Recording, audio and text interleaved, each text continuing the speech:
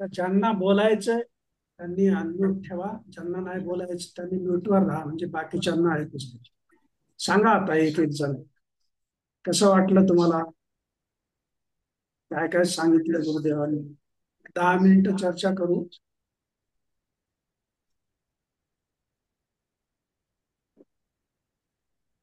ज्यांना गुरुदेव, बोलायचं त्यांनी अनम्यूट.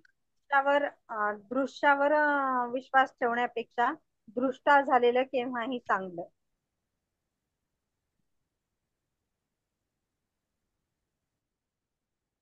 आणि आपल्या कोटलाच आपण आपलं शरीर मानत होतो, आपल्या चपल्यालाच आपण आपले पाय मानत होतो. हे आणि लग्न झाल्यावर बायकोला फिरायला घेऊन जातो मुलगा, पण आपण तिला दोष देत होतो हे समजलं सर.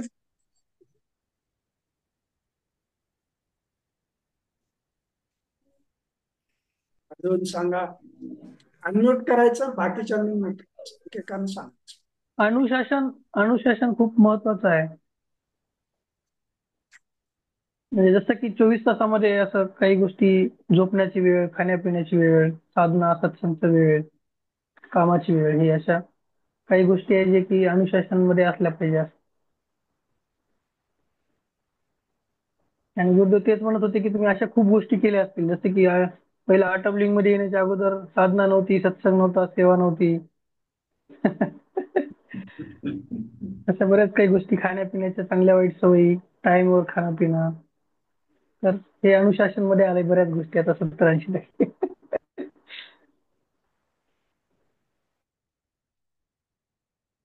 योग कशासाठी करते माणूस? योग कधी करते माणूस? हॅलो. हा, बोला बोला. आहे ना, योग ऐकूया. योग योग योगाचा वेळ कधी?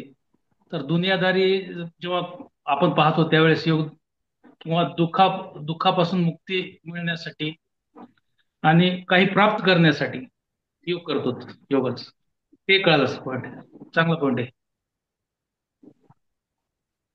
आपण नेहमी आपल्या एका कॅरेक्टर मध्ये असतो.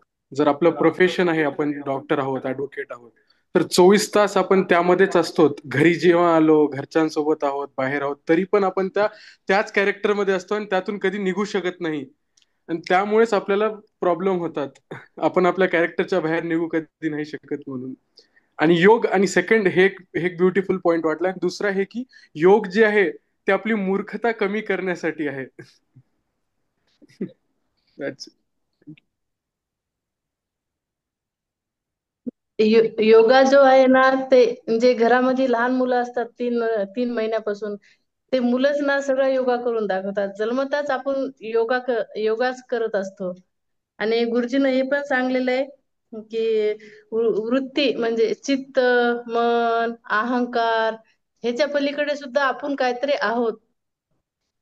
हे छान वाटलं.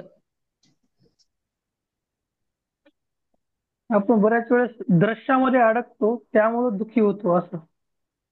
तर आपलं लक्ष द्रष्टामध्ये असायला पाहिजे, असं पण म्हणत होते गुरुदेव.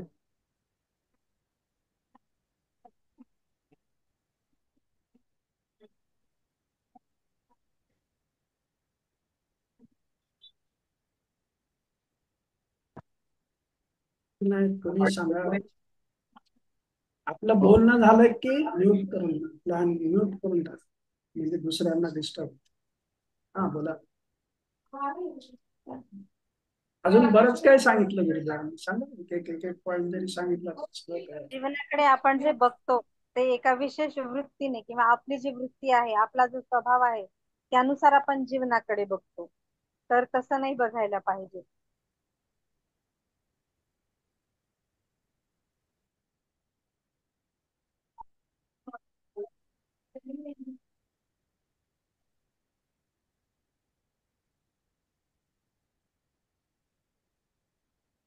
आपल्या बोला अजून. जीवनामध्ये काही प्राप्त करायचं असेल तर अनुशासन हे जरुरी आहे, असं गुरुजींनी सांगितलेलं आहे.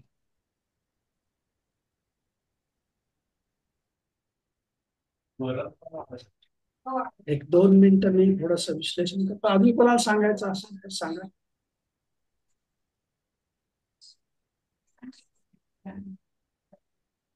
जय गुरुदेव भैया. हा, अतः जय गुरु. योग, हा, अतः योगा म्हणजे म्हणजे जेव्हा आपण वर्तमानात येतो तेव्हा त्याला योग म्हणतात. म्हणजे आपलं मन आपली अस्तित्वाचे अस्तित्व जेव्हा आपण वर्तमानात येतो, भूतकाळ आणि भविष्य काळात न जाता, आणि वर्तमानात येण्यासाठी वर्तमानात जगण्यासाठी आपण जे काही अनुशासन लावतो त्याला गुरुदेवांनी योग म्हणलेलं आहे. मला जेव्हा आपण पतंजली योगसूत्र गुरुदेव स्वतः सांगत होते तेव्हा भैया होते, मी होतो, पूर्ण रिवाइज होत होतं. भैया थँक्यू, सगळ्यांना हा अनुभव देतोय. आपल्याला माहिती आहे आपण खूप लकी, आम्ही भाग्यवान वाटतो की गुरुदेव होते ते सांगताना आम्ही भैया कुठून तरी फार मोठा टूर सोडून देऊन आले होते. तर हे इतक्या शॉर्ट टाइम मध्ये इतक्या लवकर अवेलेबल कधीच कोणतं गुरुदेवाचं नॉलेज सूत्र अवेलेबल झालं नाही. भयाने कुठून आणलं काय मला पण रहस्य वाटायला हे. सगळ्यांचं खरं, सगळ्यांनी भयासाठी एकदा झोपण्यापूर्वी त्यांना थँक्यू द्यायला पाहिजे की आपल्याला हे नॉलेज सूत्र त्यांनी आता येतात सगळ्यांना बसून घरी बसून ऐकायला भेटायला. 40,000 लोक 40,000 लोक तिथं ध्यान मंदिर मध्ये बसून ऐकू लागले होते. तर एकदम डिसिप्लिन मध्ये खरं अद्भुत होतं ते. छान, थँक्यू भैया. आणि परमेश्वर भैया आता थँक्यू म्हणायचं, झोपण्यापूर्वी नाही बरं का.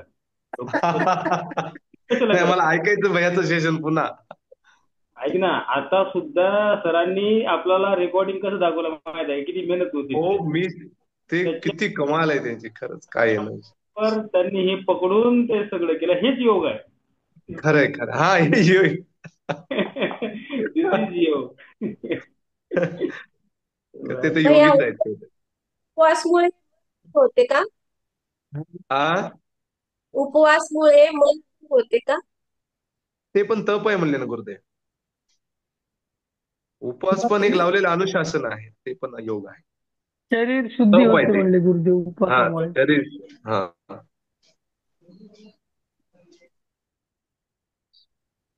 एक 2-3-4 मिनिट मी सांगतो याच्या विश्लेषण. थोडासा एक 5 मिनिटं उशीर झाला तर चालतंय ना सर? आम्ही 5 मिनिटात विश्लेषण सांगतो मला जसं वाटलं तसं. आणि पुढे आपण असंच दररोज असे 2-2 एपिसोड ऐकून, कारण ते 2 एवढ्यासाठी ऐकायचे. पहिल्या एपिसोड मध्ये ध्यान नाहीये गुरुदेवाचं. जसा आता आपण पहिला एपिसोड गुरुदेवांनी सांगितला आणि सेकंड सुरुवात झाली की आपल्याला त्याचा एक्सपिरियन्स दिला. आता तुम्ही सगळेजण व्यवस्थित का बोलू शकतायत? कारण त्याचा अनुभव घेतला ना, ध्यानाच्या द्वारे अनुभव घेतला. ते दोन्हीचा एक त्याला काय म्हणतो सुंदर संगम आहे. म्हणून मग आपण 2 एपिसोड एका वेळेस करतोय आणि मग त्याच्यावर आपण चर्चा करू. हे 10 आहेत एकूण. 5 दिवसामध्ये आपलं संपत. फक्त सगळ्यांना रिक्वेस्ट एकच आहे की सगळेजण संकल्प करा आणि पूर्ण वेळ राहा, कारण हे ज्ञान पुन्हा पुन्हा ऐकायला मिळणार नाही. आणि आत्ता ऐकलं तर ते आपल्यासाठी सुवर्ण संधी आहे. गुरुदेवांनी आपल्याला खूप मोठी संधी दिलेली आहे. तर बाकीचे सगळे काही कामं असतील ते बाजूला ठेवा आणि ह्या 5 आता 1 दिवस तर झाला आपला, अजून आपल्याला 4 दिवस. सगळ्यांचे फोटो काढलेले आहेत, सगळ्यांचे नावं माझ्याकडे आहेत. कोण कोण आहे कोण कोण नाही सगळं रेकॉर्ड केलेलं आहे. त्यामुळे सगळ्यांना रिक्वेस्ट आहे. आणि हे आपल्या स्वतःसाठी आहे, इतरांसाठी नाही. तुम्ही नाही आलात तर काही होणार नाही अशातली बाब नाहीये. परंतु कुठलंही ज्ञान जर आपल्याला घ्यायचं असेल तर अर्धवट ज्ञान पूर्णपणे घेतलं पाहिजे. आणि तुम्ही 10 एपिसोड ऐकल्यानंतर खऱ्या अर्थानं तुम्हाला एक समजेल की पतंजली योगसूत्र नेमकं काय आहे. कारण गुरुदेवान एवढं चांगलं विश्लेषण पतंजली योगसूत्राचं तुम्ही सगळं जग पालथं केलं तरी पण मिळणार आहे की नाही. हे कसं आहे, अगदी सहजतेनं आपल्या जीवनामध्ये कसं उतरावं ह्या दृष्टीनं गुरुदेवाने हे आहे की नाही. तुम्हाला वाटतंय ना असं?